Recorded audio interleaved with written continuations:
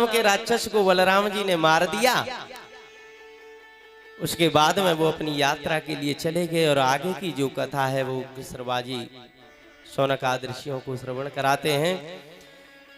इसी समय भगवान के एक नाम का संबोधन हुआ, दीन बंधु। दीन माने जो सबसे अलग हैं, जिनको सब एक ऐसी दृष्टि से देखते हैं, दरिद्रता की दृष्टि से, गरीब की दृष्टि से। ऐसे दीन दुखियों के बंधु सहायक हैं तो कौन है बेटा? वो है भगवान नारायण। दीन बंधु के नाम से ही उनको स्मरण हुआ और सुखदेव जी महाराज ने सुदामा जी की कथा को ले लिया। और सबसे पहले सुदामा जी का परिचय दिया कि ये कौन है, कैसे हैं। कृष्णस्यासीत सखा कश्चित् ब्राह्मणो ब्रह्मवित्तमः विरक्त इंद्रियार्थेषु प्रशांतात्मा जितेन्द्रियः। आहा, देखो सुदामा जी का परिचय ऐसे नहीं दिया जा रहा कि सुदामा जी के सखा हैं श्री कृष्ण, ना। श्री कृष्ण के एक सखा हैं जिनका नाम है सुदामा। भगवान से तो सब संबंध जोड़ते हैं, लेकिन भगवान ने सुदामा जी से संबंध जोड़ दिया। ब्राह्मण है, ब्रह्म में स्थित रहने वाले, विरक्त हैं, कुछ नहीं चाहिए, जीवन यापन करते हैं, जो कुछ मिल जाए उसी से जीवन यापन करते हैं। विरक्तेषु इंद्रियार्थेषु, सारी इंद्रियों पर विजय प्राप्त किए हुए हैं, कोई इंद्रिय उनकी बिना इच्छा के नहीं चलती। मन पर भी विजय प्राप्त किए हुए हैं ऐसे सुदामा जी। परम श्रेष्ठ ज्ञानी है, श्रद्धावान है, ज्ञानवान है। उनके गृहस्थ का जीवन कैसा है? तो गृहस्थ के लिए यहां मनुस्मृति में एक श्लोक दिया मनु जी महाराज ने कि अगर किसी को गृहस्थ में सुखी रहना है तो बस 3 बातों को अपने जीवन में अपना लो और जीवन में आनंद रहेगा। जरूरी नहीं कि अपनाओ, नहीं अपनाओगे तो फिर जैसे जी रहे हो वैसे जियो अपना मनमाना। दयया सर्वभूतेषु संतुष्टया येन केन वा सर्वेन्द्रिय उपशान्त्या चतुष्यत्या सुजनार्दन। उन्होंने कहा कि दया सर्वभूतेषु, यानी समस्त भूत प्राणियों के लिए दया का भाव अपने हृदय में उत्पन्न करो।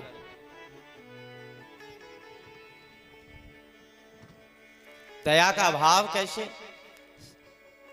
कि आपको अपना हृदय ऐसा शुद्ध रखना है कि उस समय ये नहीं देखना कि ये चींटी है, कि मच्छर है, कि खटमल है। प्रत्येक जीव प्राणी के ऊपर दया का भाव करो, समस्त भूत प्राणियों के। संतुष्ट या येन केन वा, अपने भीतर ऐसा संतोष रखो कि जैसा है, जो भी है, भगवान ने हमारे लिए ये उचित समझा है, बस यही सही है हमारे लिए। सर्वेंद्रिय उपशांत्या, समस्त इंद्रियों को शांत रखो, बार बार इनको दौड़ मत लगाने दो, क्योंकि इंद्रियों की तृप्ति कभी कोई कर ही नहीं पाया। आग में जितना घी डालोगे तो आग बुझेगी कि और बढ़ेगी? घी डालने से तो आग बढ़ेगी। ऐसे ही ये इंद्रियों को हम तृप्त करना चाहेंगे सोचते हैं कि कोई गुंजाइश रह गई, अगर अब की बार इस भोग को हम भोग लें तो तृप्त हो जाएंगे। कोई नहीं हुआ, क्योंकि और प्यास बढ़ती जाती है, बढ़ती जाती है। इसलिए जैसा भी है उसी में संतोष करके अपनी इंद्रियों को शांत करके जीवन जीना चाहिए। देखो, घर में शांति पूर्वक जीवन जी रहे हैं जैसे बड़े बूढ़ों का काम है, तो अकल मत दो बिना पूछे। आजकल के ये जो बालक हैं, नाती पोते पुत्र, इन सब के पास में ये मोबाइल है, गूगल गुरु है, तो फिर तुम काहे को अपनी अकल खराब कर रहे हो भाई? क्योंकि तुम्हारी कोई मान भी नहीं रहा। सलाह उसको देनी चाहिए जो माने, जो पूछे कि हमें बताओ क्या करें, और बिना बताए सलाह दोगे तो तुम्हारी बेइज्जती होगी। करे तुम कुछ जाने इतना है, तुमको पढ़े लिखे। आजकल की दुनिया कहां से कहां पहुंच गई, बाबा अभी उसी बात को लेकर के बैठे हैं, तो दुखी होंगे। तो दुख को अपने आप मत बनाओ। अच्छा, माताएं जो सासू माँ है बड़ी बूढ़ी, ये दादी मत बनो। दादी का कहने का मतलब ठकुराए से मत पेलो बहुओं पे। झूठे कूटे बर्तन डरे पटिया पे तो मान दो का तुम थका कोई घट जाओगी हैं। घर में कोई काम पड़ा है, कूड़ा करकट पड़ा है, तो झाड़ू लगा के थोड़ा हाथ पैर चला लोगी तो कुछ घट जाएगा क्या? कि सब काम है बहू ही करेगी? अगर ऐसा करने लगे जाओगे, यानी कि जितना शरीर से कुछ हो रहा है थोड़ा बहुत तो करो। अब तुम बैठ गए बिल्कुल, तो भाई बैठे बैठे तो किसी की सेवा नहीं हो सकती। बैठे बैठे तो यही कहा जाएगा, दो चार बात सुनने के लिए मिल सकती हैं। तो जीवन में आनंद लेना है तो बिना पूछे किसी को सलामत दो, और जब तक शरीर में जान है तो थोड़ा बहुत काम करते रहो, और जिब्या से भगवान का नाम जपते रहो। काम करते रहो, नाम जपते रहो, पाप की वासनाओं से बचते रहो, और कृष्ण गोविंद गोपाल गाते चलो। श्री सुखदेव जी भगवान कहते हैं कि राजन, इनकी पत्नी का नाम है सुशीला। बेचारी दरिद्रता की मूर्ति लग रही है, धोती कई जगह से फटी हुई है उसकी। सुदामा जी भी मैले कुचले कपड़ों में रहते हैं, क्योंकि सर्फ एक्सल तो पैसों से आएगा, अब तो महंगा भी हो गया है। सुदामा जी का शरीर जो है उसमें ऐसा कोई स्थान नहीं कि जहां हड्डियों को गिन न लिया जाए। लेकिन जो भगवान के भक्त होते हैं उनकी जान भगवान में ही रहती है। और खा पी करके खूब ऐसा बने रहो, डरे रहो आलस्य में, तो उसकी कोई पहचान नहीं, कोई वैल्यू नहीं। भगवान के भक्त की तो हड्डियों में भी पहचान हो रही है।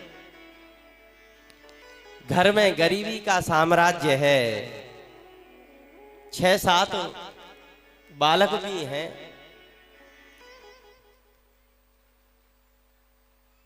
सुदामा जी भगवान के नाम का जाप कर रहे हैं। सुशीला ने देखा कि कई दिन से घर में भोजन नहीं बना और पंडित जी पे कोई कथा भी नहीं आई है, क्योंकि कथा में जो दक्षिणा आती है बस उसी से घर का काम चलाते हैं, वो मांगने के लिए नहीं जाते किसी से। जो कथा के माध्यम से जो मिल जावे बस उसी में संतोष करते हैं। ये नहीं कि घर घर जाकर के दक्षिणा मांगते हो, वो तो जितना मिल जाए उसी से संतोष करते हैं। तो कई दिनों से घर में खाने पीने के लिए कुछ नहीं था, बालक भूख के मारे व्याकुल हो रहे, तो माता को बड़ा दुख हुआ।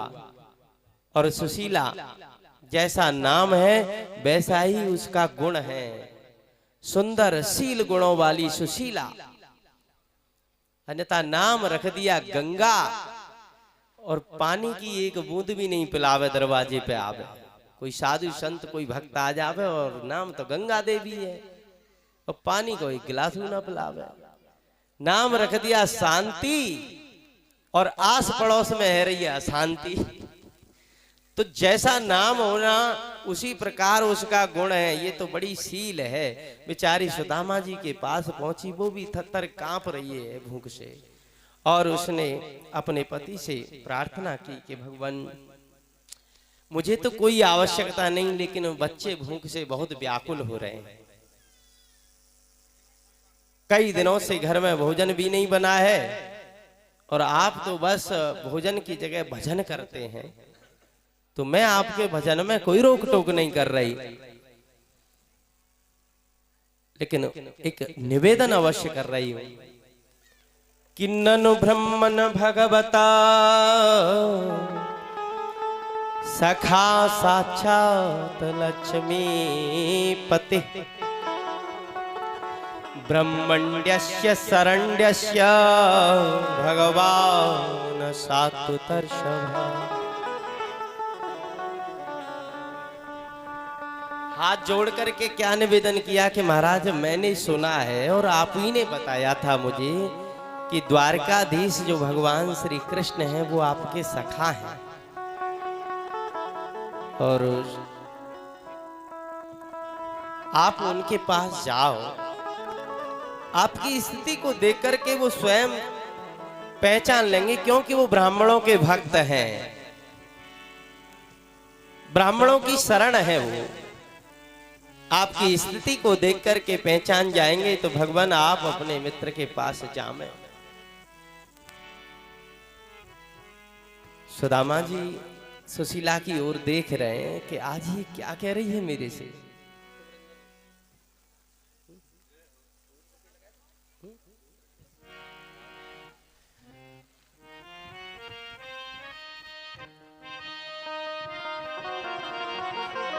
सुदामा जी विचार कर रहे हैं कि आज तो हमको ये शिक्षा दे रही है। तो उसने अपनी पत्नी से कहा कि शिक्षक हो सिगरे जग को दिया, ताको कहा अब देते हैं शिक्षा,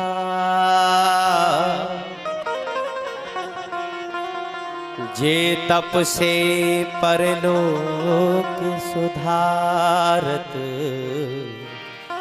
संपत्ति के तिनके नहीं इच्छा, मेरे ही ये हर के पद पंकज, 12,000 ले देखी परीक्षा,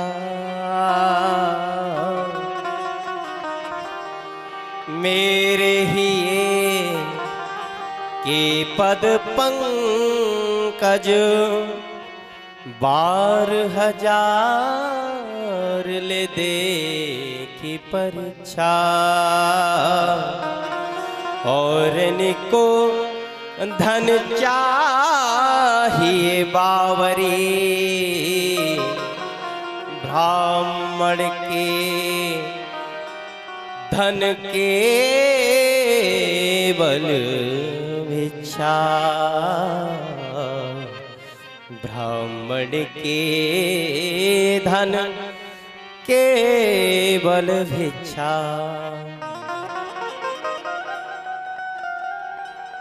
सुदामा जी आज देख रहे हैं कि आज तक इसने हमसे कुछ कहा नहीं। हाँ देखो भैया ये स्वागत करेंगे, और ये जो कथा है ये तो बड़े भाव की कथा है, तो पहले स्वागत ही कर लो। हाँ भजन सुना दो इनको, क्योंकि हमें कथा से प्रेम है विशेष करके। हाँ और इनका भी सम्मान रखना है, तो गोपाल जी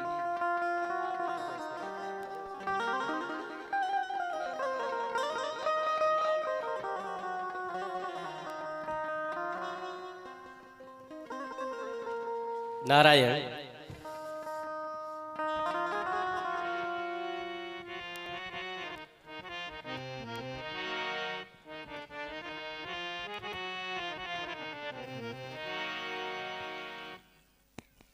बोलिए कृष्ण कन्हैया लाल की जय।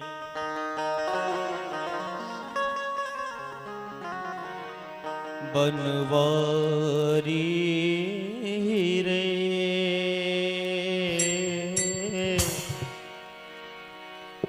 जीने का सहरा तेरा नाम रे, मुझको दुनिया वालों से क्या काम रे ओ बनवारी रे, जीने का सहारा तेरा नाम रे। हमको दुनिया वालों से क्या काम रे।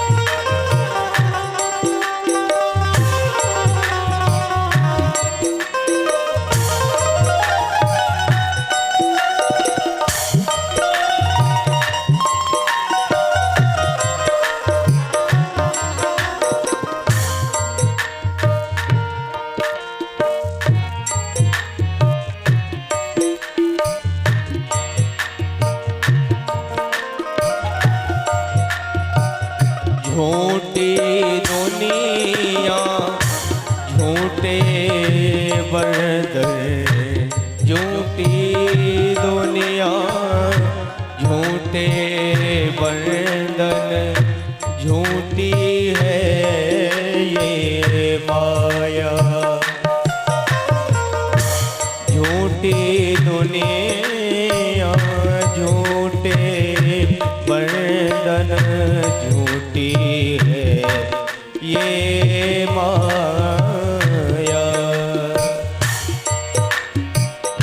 झूठा सांस का ना जाना, झूठा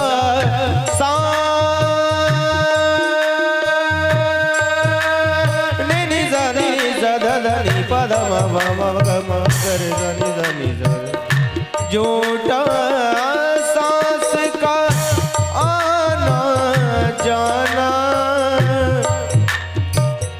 झूठी है ये काया, झूठी है ये काया। ओ गिरधारी जीने का सहारा तेरा नाम रे। मुझको दुनिया वालों से क्या काम रे। बनवारी रे जीने का सहारा तेरा नाम रे। मुझको दुनिया वालों से क्या काम रे।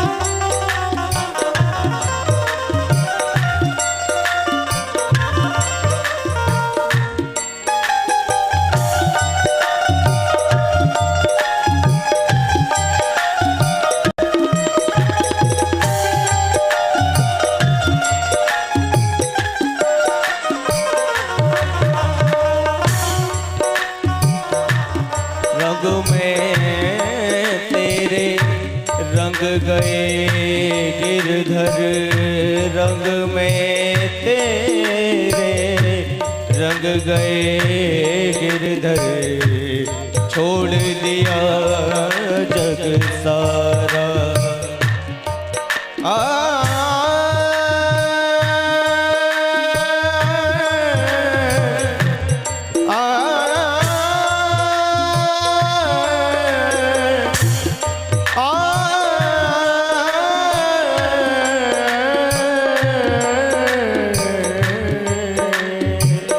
रंग में तेरे रंग गए गिरधर, छोड़ दिया जग सारा।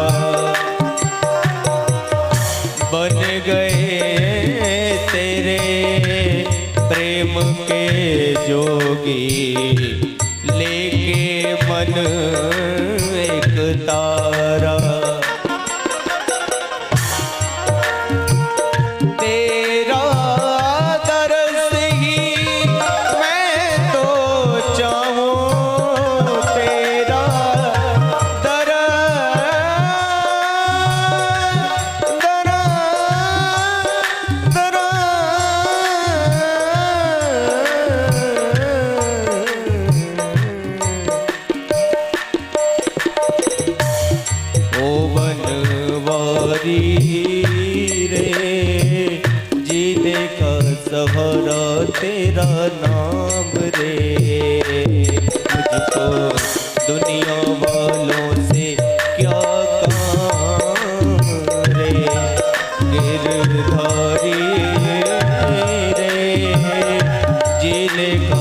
सहारा तेरा नाम रे। मुझको दुनिया वालों से क्या काम रे।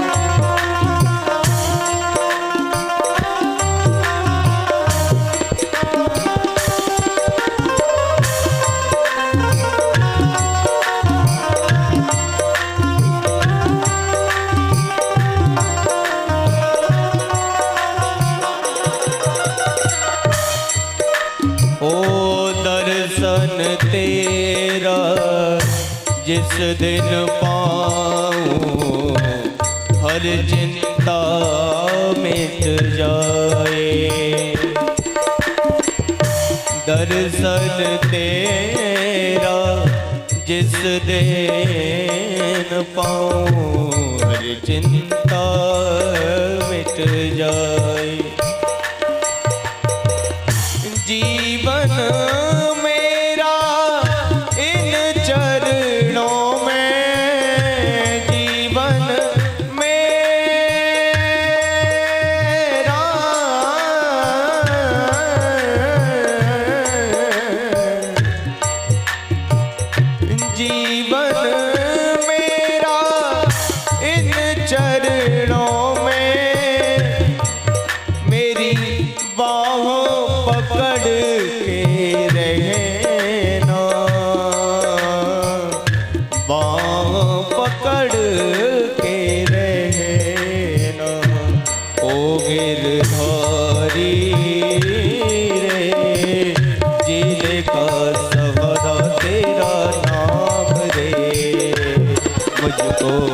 दुनिया वालों से क्या काम रे।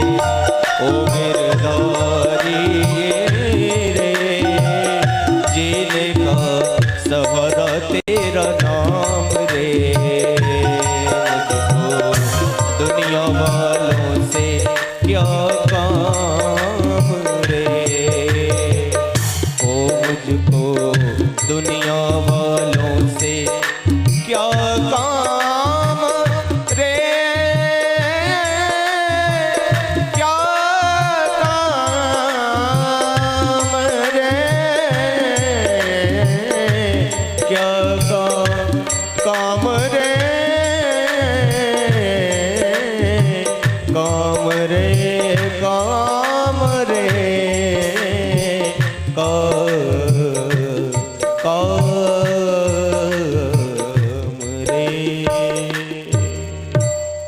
बोलो कृष्ण कन्हैया लाल की जय। जय जय श्री राधे नारायण।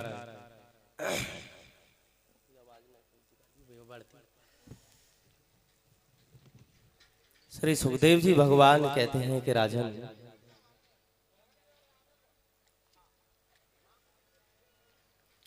यहां पर जब सुशीला ने निवेदन किया सुदामा जी से, तो सुदामा जी ने कहा कि देवी, जो सारे जगत को शिक्षा देता है आज उसको तुम शिक्षा दे रही हो।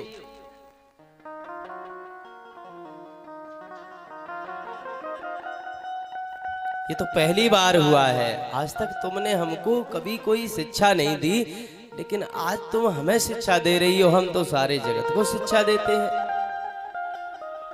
लेकिन देवी जो अपनी तपस्या से, साधना से, गोपालो लाला तुम नीचे पहुंचो भैया, हाँ तुम यहाँ लगेंगे, बात करेंगे।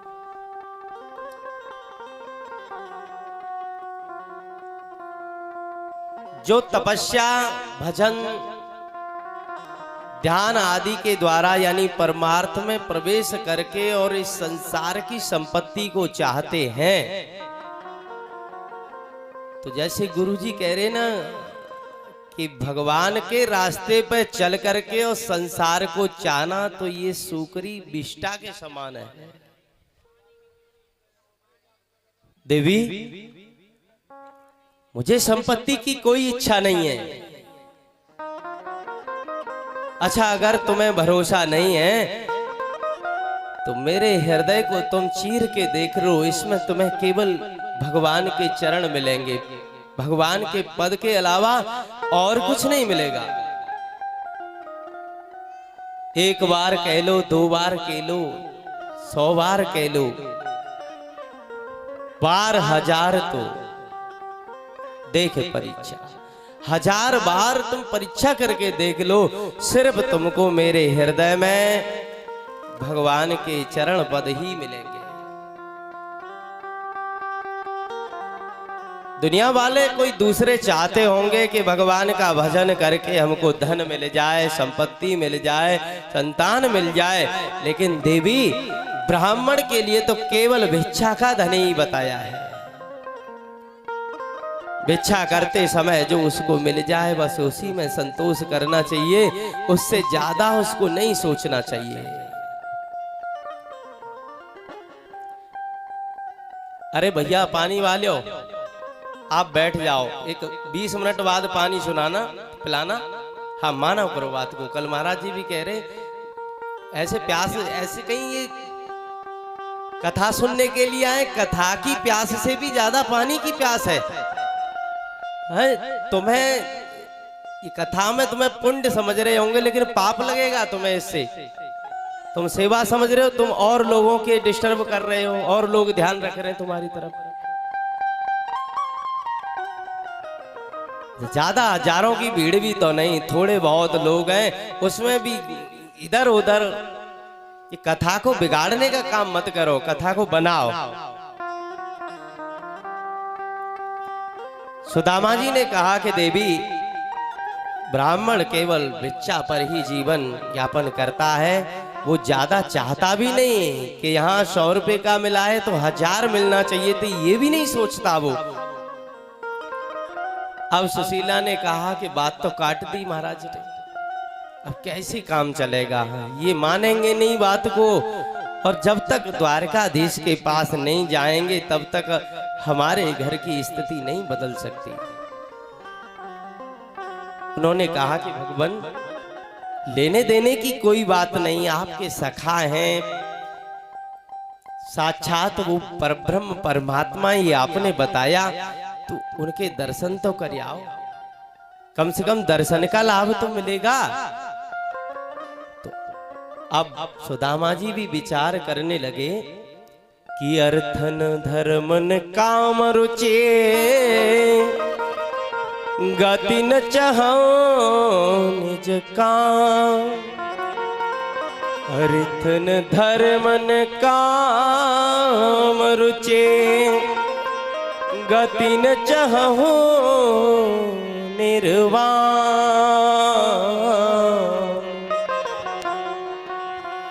जन्म जन्म रति राम पद, यह वरदान नाम। अर्थ धर्म काम मोक्ष, निर्वाण माने मोक्ष, चारों पुरुषार्थ किसी को नहीं चाहिए, किसको नहीं चाहिए। ये भरत जी ने कहा कि हमको चारों पुरुषार्थ नहीं चाहिए प्रभु, बस हमको तो आपके चरण पद चाहिए, हृदय में हर समय उन आपने चरण कमलों का दर्शन होता रहे। यही बात यहाँ सुदामा जी ने विचार की कि हमें कुछ चाहिए तो है ही नहीं, लेकिन भगवान के श्री चरणों का दर्शन तो मुफ्त में मिलेगा, और सबसे कल्याण का सबसे उत्तम तो यही है कि भगवान के श्री चरणों का दर्शन मिल जाए। बोले कि देवी कुछ भेंट सामग्री दे, देखो कहीं जाओ तो कुछ लेकर के जाओ, क्या है कि घर में छोटे छोटे बच्चे मिलेंगे। अब तुम कौन सी गाड़ी में आए, क्या पहन करके आए, कितना सोना गले में डाल करके आए, इससे कोई लेना देना नहीं। घर में जो बालक हैं वो देखेंगे पन्नी लाए कि नहीं। मिठाई का डिब्बा लाए कि नहीं।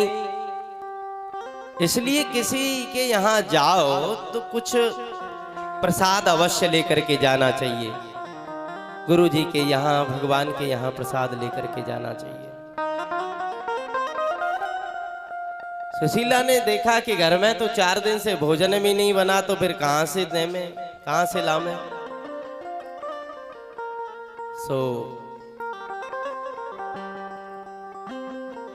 नारायण पास पड़ोस के घरों में गई और 4 घरों से 4 मुट्ठी चिवड़ा यानी चावल, तो 4 घर से आए तो 4 ही प्रकार के मिलेंगे। चलो साझे भी मिल जावे तो बासमती हैं के पसेम आए के खीर के, निश्चित ही वो 4 तरह के तो मिलेंगे ही। एक ही दुकान से ले आओ तब भी 4 तरह के ही मिलेंगे।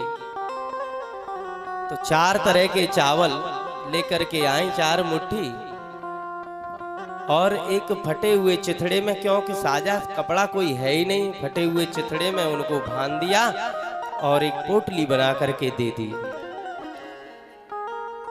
तो महापुरुषों ने तो ऐसा ही बताया कि देखो ये जो पुरुष देवता है ना, ये बनते तो बहुत बुद्धिमान है, लेकिन लक्ष्मी जी ही बुद्धिमान है। माताओं में बड़ी बुद्धि होती है। बोले कि ये तो कुछ मांगेगा नहीं है?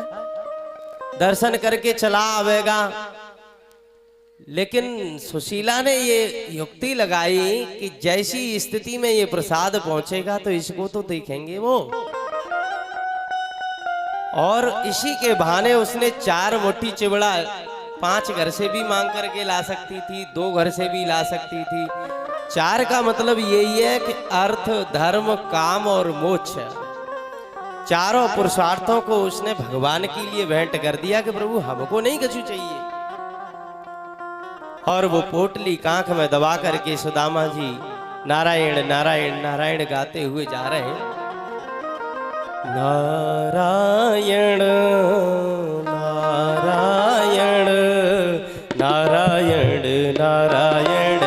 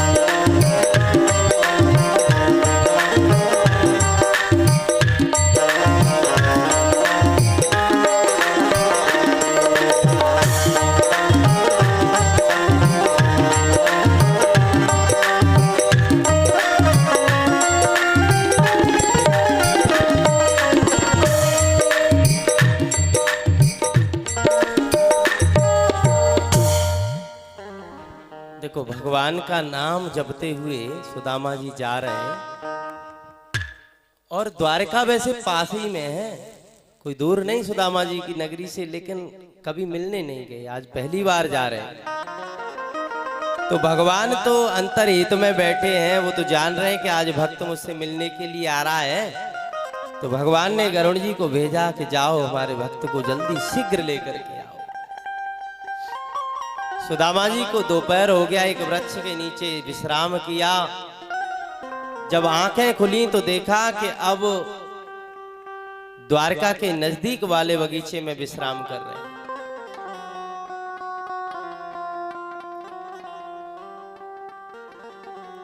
द्वारका में प्रवेश किया तो बड़ा वाला गेट जो था उस पर लिख रहा था द्वारका नगरी। समझ गए कि यही है, लेकिन वो सोने की है। तो सुदामा जी इधर उधर देखते जा रहे हैं, बड़ी बड़ी अट्टालिकाएं बनी हुई हैं सोने की। और एक चौराहे पर पहुंचे, जाकर के वहां कुछ लोगों से पूछा कि भैया हमको द्वारकाधीश से मिलना है, श्री कृष्ण महाराज से मिलना है। तो आजकल जैसे मार्ग होते हैं ना, द्वारकाधीश मार्ग, उसी प्रकार बोर्ड लगे हुए थे। बोले महाराज इधर से चले जाओ, सीधे पहुंच जाएंगे आप। सुदामा जी आज भगवान का नाम जप करते करते और उस स्थान पर आ गए जहां पर भगवान श्री कृष्ण का महल था, द्वारकाधीश निवास। और वहां पर द्वारपाल थे। तो देखो भगवान की लीला को भाव के साथ किसी भी प्रकार देख लो, लेकिन जो लोग कहते हैं कि वहां सुदामा जी को धक्के दे रहे लोग, भगवान के धाम में कोई कुछ नहीं कह सकता। वहां तो वो ब्राह्मणों को तो सबसे ऊपर रखते हैं। सुदामा जी के गले में यज्ञोपवीत भी है, जानते हैं कि ये ब्राह्मण ही हैं। तो बड़े आदर सम्मान से कहा कि ब्राह्मण देवता आप कहां से आए हो, कहां जा रहे हो? तो उन्होंने कहा कि भैया हम श्री कृष्ण के सखा हैं और उनसे मिलना चाहते हैं। तो किसी ने उपहास नहीं किया, लेकिन देखो मर्यादा होती है कि यहाँ से अभी हम प्रधानमंत्री के पास मिलने जाएं तो हमें पहले अर्जी लगानी पड़ेगी, तब जाकर के मिलेंगे। कि ऐसे ही ऊँट की तरह वहां उठा के चले जाएं अंदर, ऐसे कैसे चले जाएंगे? भाई वो वहां के राजा महाराजा हैं। तो द्वारपालों ने बड़े प्रेम के साथ सुदामा जी को विश्राम गृह में ठहराया और बोले कि प्रभु हम उनसे पूछ करके आवे कि कहीं विश्राम में तो नहीं है, कहीं श्रृंगार में तो नहीं है। जब द्वारपाल भगवान श्री कृष्ण के पास पहुंचे तो द्वारपाल ने जाकर के और भगवान के सामने बोला जय श्री कृष्ण। उस समय भगवान का श्रृंगार हो रहा था, सिंहासन पर बैठे थे, चरण पादुकाएं भी पहनी हुई नहीं है, रखी हुई है। पीतांबर भगवान के कंधे पर शोभा पा रहा है, वनमाला धारण किए हुए हैं, अष्टपटरानियां उनकी सेवा में लगी हुई हैं। द्वारपाल से पूछा भगवान ने कि कहो कैसे आना हुआ? तो द्वारपाल ने कहा कि प्रभु शीस पगान झगा तन पे। ये नरोत्तम दास जी ने बड़े भाव के साथ ये सुदामा जी की लीला को लिखा।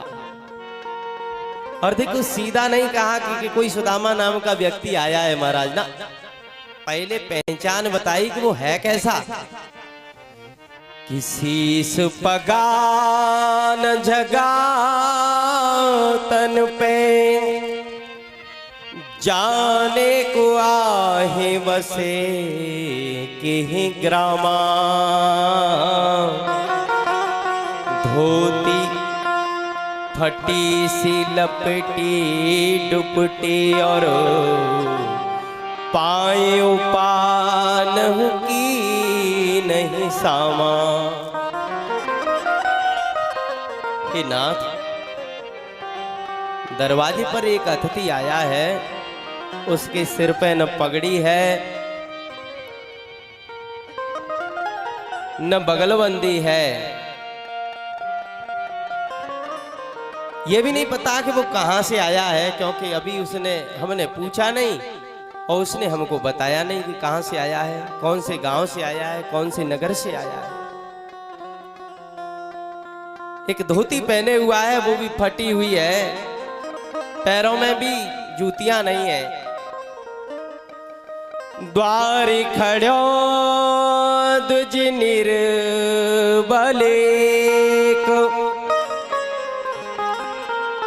रहो चकिसो वसुधा अभिरामा।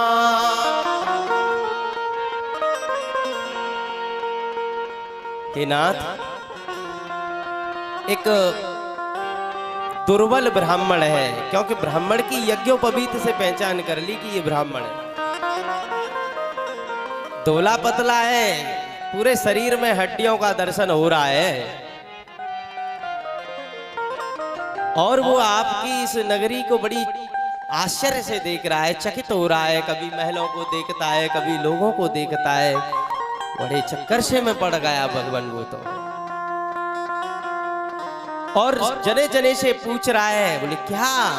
पूछत दीन दयाल को धाम, और बतावत आपनो नाम सुदामा।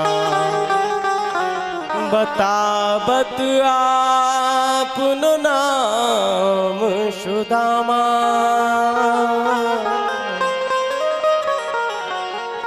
बतावत आपनो नाम सुदामा।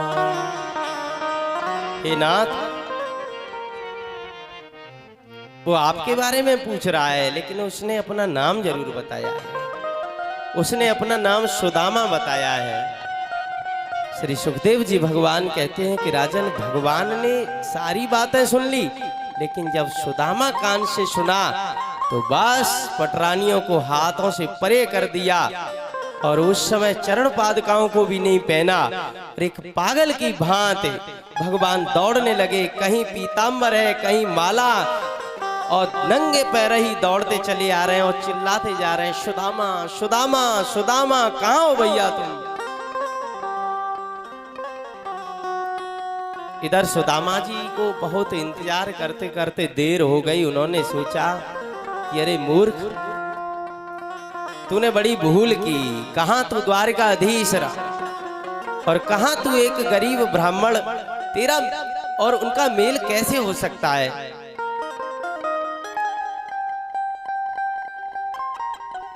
तूने बड़ी भूल की यहाँ आकर के, अब तेरी बेइज्जती होगी। तुझसे कोई मिलने के नहीं आ रहा, ये लोग तेरी हंसी उड़ाएंगे। तू उसको अपना सखा कह रहा था, मित्र कह रहा था।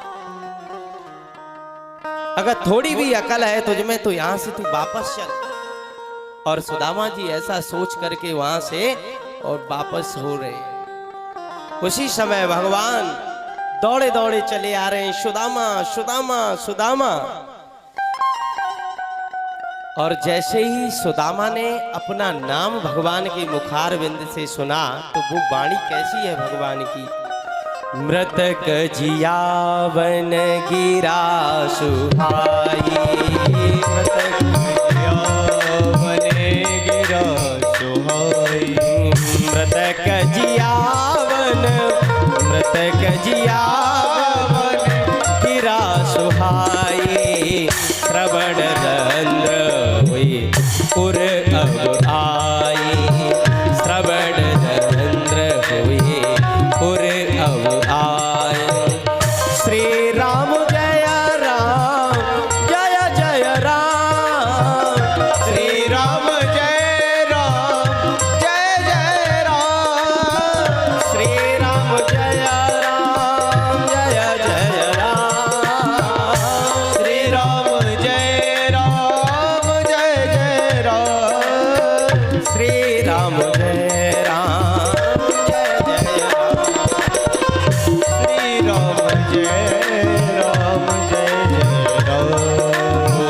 श्री राम जय राम, जय जय राम, श्री राम जय राम, जय जय राम।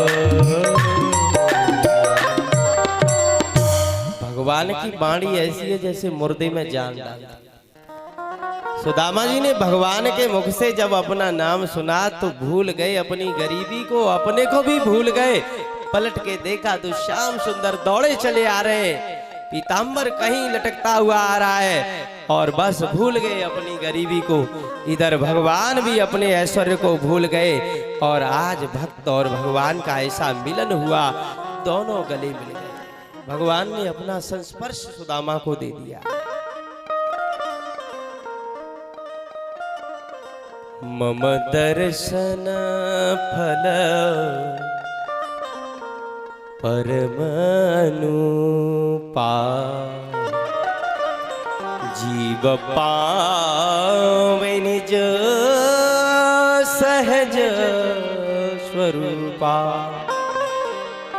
आज भगवान ने जब अपना स्पर्श दिया तो सुदामा जी सब कुछ भूल गए और आज तो वो भगवान से एक हो गए।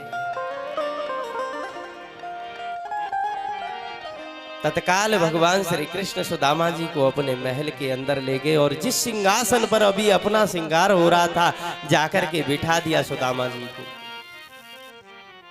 अच्छा, जब पटरानियों को धक्का देकर के आए भगवान तो उस समय वो समझ रहे हैं कि ये चक्कर क्या है। तब थे सब खूब सुन रहे हैं कि उसके शीश पे पग नहीं है, जगह नहीं है, पैरों में ना नहीं है। कोई भिखारी के बारे में बात कर रहे थे ये लोग, लेकिन भिखारी का नाम सुदामा सुनते ही ऐसा कि हमको भी छोड़ दिया, तो इसका मतलब ये कोई महान व्यक्ति है। ला करके सिंहासन पर बिठा दिया और भगवान बैठ गए नीचे, क्योंकि ब्राह्मणों के परम भक्त हैं भगवान। कंटक जाल लगे पुनि जोई, आए महादुख पायो सखा तुम, आए किते किते दिन खोए। देखी सुदामा की दीन दशा, करुणा करके करुणा निधि रोए। पानी परात को हाथ छुओ नहीं, और नैनन के जल से पग। और कहते भी जा रहे हैं कि हे महासखा, तुम मेरे इतने प्रिय मित्र होकर के और इतना महान दुख तुम भोग रहे हो, बताओ भैया इतने दिन तुम कहाँ रहे? हम तो बचपन में मिले थे तुमसे और बचपन से इतनी अवस्था हो गई, तुम इतने दिन कहाँ रहे? एक भी दिन नहीं सोचा कि चलो हम अपने मित्र से मिलकर के तो आवे। इतना दुख भोग रहे हो, अरे हमें धिक्कार है, हम तुमको अपना मित्र कह रहे हैं, हम यहाँ राज सिंहासन पर बैठे हैं और हमारा मित्र इतना दुख भोग रहा है, हमें बड़ा दुख हो रहा है। हे सखा, सुदामा जी की जब उस दीन दशा को भगवान ने देखा तो देखो करुणा निधि है, दीन वत्सल है भगवान। किसी दुखी को देख करके वो दुखी पर करुणा करते हैं, लेकिन आज वही करुणा करने वाले भगवान रो रहे हैं। करुणा निधि वो रो रहे हैं। रुक्मिणी जी पानी को लेकर के खड़ी हैं, लेकिन भगवान की आंखों से अश्रुधारा ही इतनी निकली कि फिर जल की आवश्यकता ही नहीं पड़ी, चरणों को धो दिया उन्हीं जल से। और भगवान के अश्रुओं से जब चरणों को धोया तो सारी बीमारियां ठीक हो गई और सुदामा जी स्वस्थ हो गए। श्री सुखदेव जी भगवान कहते हैं कि राजन, अब तो सुदामा जी को नहलाया गया, धुलाया गया, सुंदर वस्त्र आभूषण भगवान ने पहना दिए, नई धोती, नया पटका और हार सोने के पहना दिए, मणियों के हार पहना दिए और सुदामा जी का खूब सम्मान किया।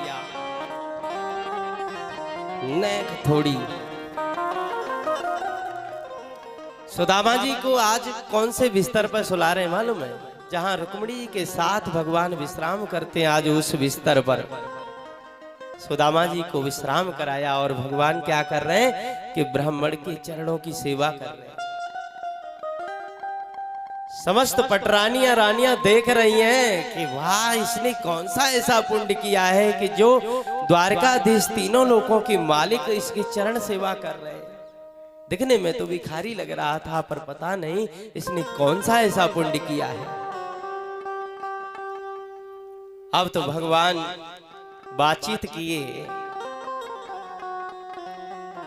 तो सुदामा जी बोले कि भैया कन्हैया, तुम्हारा विवाह तो हो गया होगा, तो अपनी धर्म पत्नियों से परिचय कराओ भैया। सुदामा जी सोच रहे कि एक ही ब्याह हमारा हुआ है तो हमारे सखा का भी एक ही ब्याह हुआ होगा। बात बाकी ये है कि राजा महाराजा हैं तो ये सब यहाँ सज धज करके रहती हैं, सब रानी जैसी लग रही हैं, लेकिन रानी तो एक ही होगी। तो बस देवियों को आदेश दे दिया कि आओ ब्राह्मण देवता से आशीर्वाद ले जाओ। तो रुक्मिणी जी आई, चरण स्पर्श किया और उन्होंने आशीर्वाद दिया कि पत प्रिया भव। उसके बाद में सत्यभामा आई, कन्हैया से पूछा कन्हैया ये कौन है? बोले कि एक और ब्याह कर लिया है मैंने। तो चलो कोई बात नहीं, उनको भी आशीर्वाद दे दिया पत प्रिया भव। दूसरी तीसरी चौथी, आप बोल नहीं रहे सुदामा जी, बस केवल पूछते हैं कि ये, तो बोले ये भी है, ये भी है, ये भी है।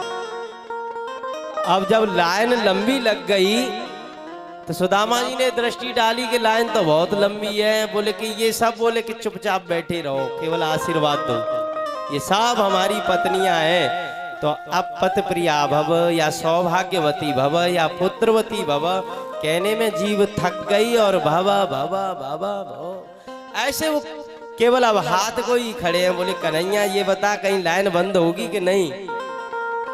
भैया सबके लिए आशीर्वाद है। श्री सुखदेव जी भगवान कहते हैं कि राजन, आज पत्नियों ने भी आशीर्वाद लिया ब्राह्मण देवता से। रात भर खूब बातचीत हुई। पूछा कि सुदामा जी भैया तुम्हारा भी विवाह हुआ होगा? बोले हाँ हुआ है। भाभी का क्या नाम है? बोले सुशीला। अच्छा, तो बालक बच्चे हुए कि नहीं? बोले हाँ हैं। तो फिर कुछ खाने पीने के लिए कुछ सामग्री भेंट तो भेजी होगी भाभी ने? बोले ना कन्हैया कुछ नहीं, जल्दी में आए ना इसलिए कुछ लेके नहीं। तो बोले इसे यहाँ क्यों छुपा के रखे हो भाई, इसमें तो कुछ है। और भगवान ने जबरदस्ती पोटली खींच ली, क्योंकि उन्हें पता है ये नहीं देगा। पोटली को खींच लिया और उसको खोल करके देखा और भगवान ने एक मुट्ठी चिवड़ा खाया तो बड़ा आनंद हुआ, दूसरी मुट्ठी खाया तो बड़ा सुख मिला, जो कि आज तक षटरज व्यंजनों में भी जो आनंद नहीं मिला वो आनंद उनको मिला। तो तीसरी मुट्ठी जब ही खाना चाहते थे तो रुक्मिणी जी ने कहा कि अब महाराज अब हमारा भी कोई हिस्सा है कि नहीं? अरे प्रसाद है तो प्रसाद तो सबको बंटना चाहिए। अब ये यहाँ जो प्रसाद आ रहा है इसको केवल परीक्षित महाराज ही ले जावे अपने घर, तो फिर प्रसाद कहाँ है? प्रसाद तो वो होता है जो सबको मिले। अब कल भी मिलेगा प्रसाद, हमने सुन लिया है कि खूब पुआ सब्जी और कटेमा दही पसेमा बूरो, यह है प्रसाद जो सबके लिए दिया जाता है, वो प्रसाद होता है। तो प्रसाद लिया सुदामा जी ने, वो भगवान श्री कृष्ण ने, बड़ा आनंद हुआ। प्रातः काल हो गया, सुदामा जी बोले कि भैया अब हम जाना चाहते हैं। बोले हाँ जाना चाहिए, घर पर भाभी अकेली हैं। तो ठीक है भैया हम जा रहे हैं। बोले जा तो रहे हो, ये हार वार जो पहने हुए हो इनको उतार दो, रास्ते में कोई छीन लेगा। तो भगवान ने उतरवा लिया, वस्त्रों को भी उतरवा लिया, यानी जैसे सुदामा जी आए थे उसी प्रकार सुदामा जी को वापस कर दिया। तो एक बार को तो सुदामा जी को भी लगा कि वाकई में सुशीला कह रही थी कि वो देख करके पहचान लेंगे, लेकिन पहचान कहाँ, इसने तो भैया सब कुछ उतार लिया, हमारी तो हार और मालाओं से ही जीवन कट जाता। लेकिन पटरानियों ने सोचा कि इस ब्राह्मण ने कौन सा पुण्य किया है, किमनेन कृतम पुण्यम बदतेन विच्छुड़ा। वो भी कहने लग गई कि ये ब्राह्मण देवता ही धन्य है जिनके लिए भगवान ने हमको भी छोड़ दिया, हटा दिया। और इस प्रकार सुदामा जी द्वारकाधीश से विदा लेकर के अपने सुदामापुरी में आए तो भगवान ने तो रात ही रात में विश्वकर्मा के द्वारा द्वारकापुरी को भी, वो द्वारकापुरी जैसी थी ऐसे ही सुदामापुरी को बनवा दिया। लेकिन देखो सुदामा जी ने भगवान का प्रसाद समझ करके उसका भोग किया, ये नहीं कि इस पे मेरा हक है।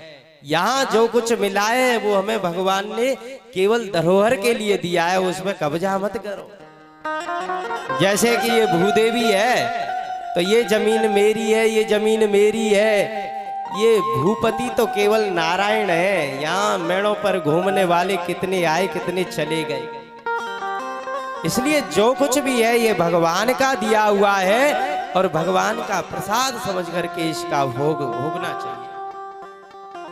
श्री सुखदेव जी भगवान कहते हैं कि राजन, इसके बाद में एक बार सूर्य ग्रहण पड़ा तो सूर्य ग्रहण में सभी लोग कुरुक्षेत्र में जाकर के दान दक्षिणा किया ब्राह्मणों को, साधुओं को।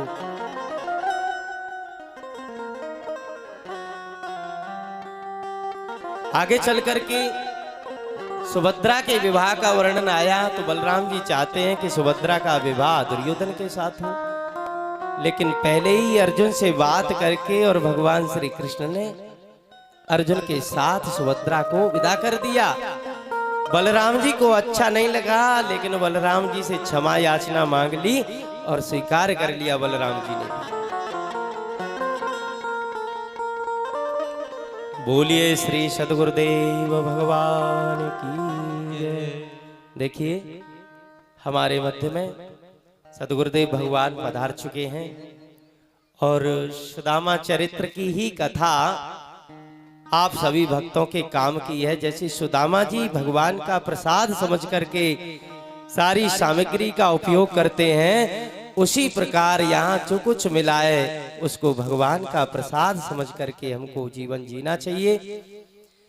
बाद बाकी ये कथाओं में एक सीरीज से कहते हैं ना कि विषया सूची, तो विषया सूची के अनुसार यही है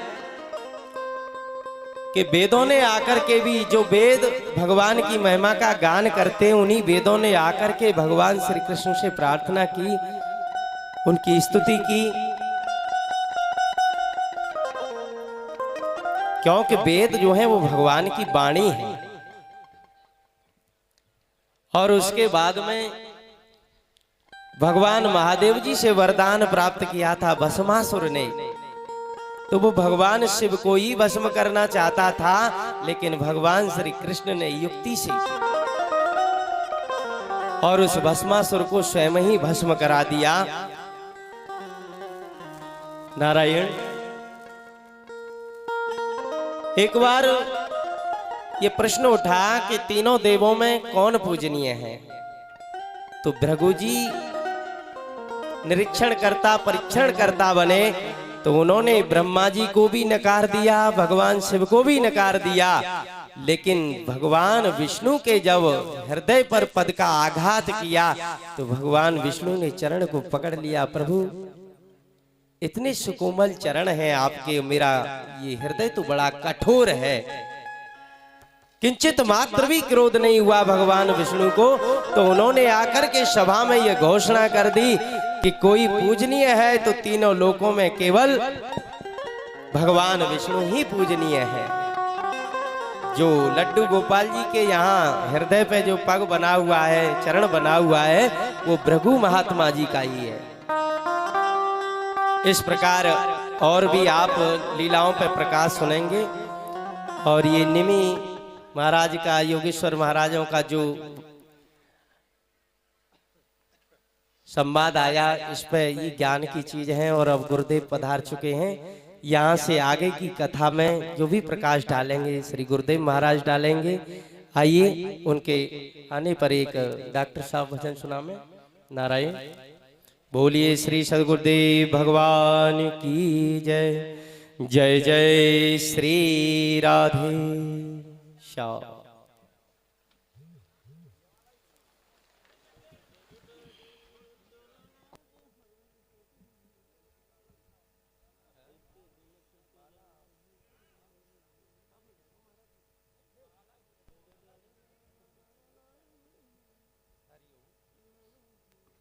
श्री राधे, श्री राधे, श्री राधे। बोलिए गुरुजी महाराज की जय। देखिए हमारे मध्य गुरुजी महाराज आ चुके हैं।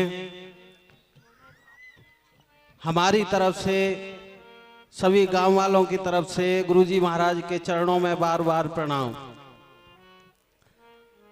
देखिए आप कथा सुन रहे हो 7 दिन से। कथा में यही आया है कि बगैर गुरु के ज्ञान नहीं होता।